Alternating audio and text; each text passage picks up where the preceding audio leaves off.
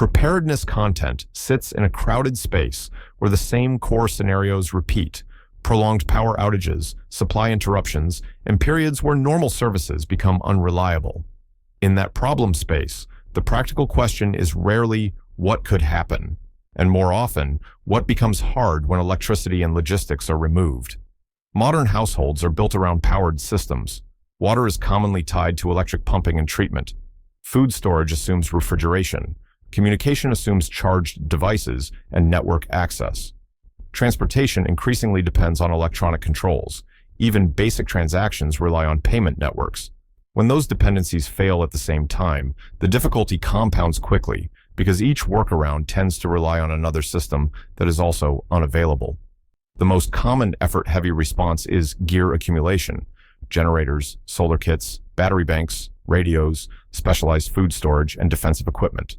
This approach can be expensive, and it introduces complexity through maintenance, fuel logistics, component failure, and the need to test systems under realistic conditions. Another approach is technical hardening: Faraday storage, spare electronics, vehicle protection, and redundancy planning, which can become detailed and engineering adjacent. A third approach is skills-first preparation: cooking without power, heating without grid fuel, storing food without refrigeration, and managing sanitation with minimal infrastructure. This requires time, repetition, and a willingness to practice unfamiliar routines. Friction typically appears in three places. First, guidance is scattered and inconsistent. Blogs, manuals, and videos often disagree on priorities and sequencing. Second, many plans assume a level of tools, space, or budget that is not universal. Third, some systems depend on electricity as a backup, which becomes an internal contradiction when the scenario being addressed is grid failure. David's Shield is presented as a preparedness guide built around the idea of extended blackout conditions, including grid-down scenarios, often described in EMP terms. The product is framed as a structured survival blueprint rather than a single tactic or a narrow checklist, with a strong overlay of Christian and biblical language used to set context and motivation. In practical terms, the core deliverable is described as a written guide offered in digital format, with a printed hard copy option sometimes mentioned as available. Alongside the core guide, the material is packaged with additional components positioned as bonuses, including a home protection-focused report and a make-your-own-pharmacy-style guide centered on natural remedies and storage methods. There is also mention of a member support area, presented as an access component rather than a standalone course. The scope, as described, is broad but consistent: methods for living through extended loss, of power and modern services, with emphasis on low-tech routines and household-level planning. The conceptual framing repeatedly contrasts gear with knowledge, positioning the product as an attempt to consolidate practical techniques into a step-by-step format. The sales language around the product leans heavily into spiritual warfare metaphors and end-times references. The usable content appears to be a survival preparedness compilation that uses that framing as the narrative wrapper. Use of the product is primarily reading and implementing rather than interactive training. Time requirements depend on how it is approached. A passive approach is straightforward: reading through the core guide and the bonus documents to understand categories: water, food, heat, lighting, security, and basic medical contingencies. An implementation approach is more involved, selecting specific sections and turning them into household projects, supply adjustments, and routine changes. Interaction level is low in the sense that the material does not require continuous engagement with an instructor. The guide format implies that the work happens offline, planning, gathering basic materials, and practicing methods that do not assume reliable power. Repeatability is built into the subject matter. Many of the routines described, food preservation habits, water handling, low-tech lighting and heating practices, are only useful if they are rehearsed and updated over time. Environmental needs are typical for preparedness projects: space to store supplies, a place to test simple setups, and the ability to keep items organized. Some sections described in the product copy suggest building or assembling basic protective solutions, which would require tools and safe handling. Other sections are less build-oriented and more procedural, such as reorganizing storage, planning fuel alternatives, and creating contingency systems that function without digital dependencies.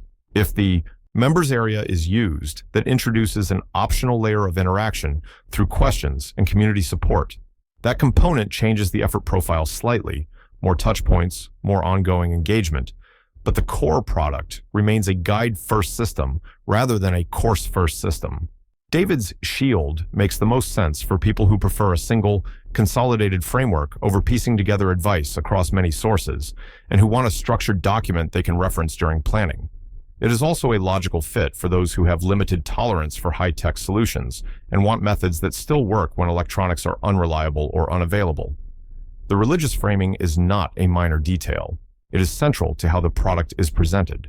That suggests a specific audience fit, households that are comfortable with biblical language as a lens for preparedness, and that see readiness as a values-based obligation rather than a purely technical hobby. For that audience, the tone and references may feel cohesive with the subject matter. This product is less likely to appeal to people who want strictly secular risk analysis, formal engineering depth, or a rigorously technical manual focused on standards, testing protocols, and quantified performance. It is also a weaker fit for those who already have a mature preparedness system, including practiced routines, tested equipment, and a detailed written plan. For advanced users, the value of a general blueprint tends to drop unless it adds genuinely new methods or a better organizational structure. It may also be rejected by people who dislike broad scenario narratives and prefer narrowly scoped content, such as a dedicated water systems course, a medical preparedness certification path, or a highly specific EMP hardening reference. Positioned against more demanding options, David's Shield sits on the consolidated guidance end of the spectrum. Compared with hands-on courses, coaching, or in-person training, a guide is lower effort to start and easier to revisit, but it relies on self-direction for execution and validation. Compared with building a tech-heavy resilience stack, solar plus storage plus hardened electronics, it appears to emphasize methods that reduce dependence on complex components. Compared with piecemeal prepping content online, the main differentiator is packaging, a single system with a defined scope and a sequence implied by step-by-step language. That can reduce planning friction, but it also means the material is generalized, written to cover a wide range of homes, climates, and constraints. In simple terms, this kind of product trades depth and customization for ease and consistency. It leans toward practical household routines, basic build ideas, and organizing principles rather than specialized mastery. It is presented as a reference that can sit on the shelf, digital or physical, and be used as a planning map without requiring continuous updates from news cycles or platforms.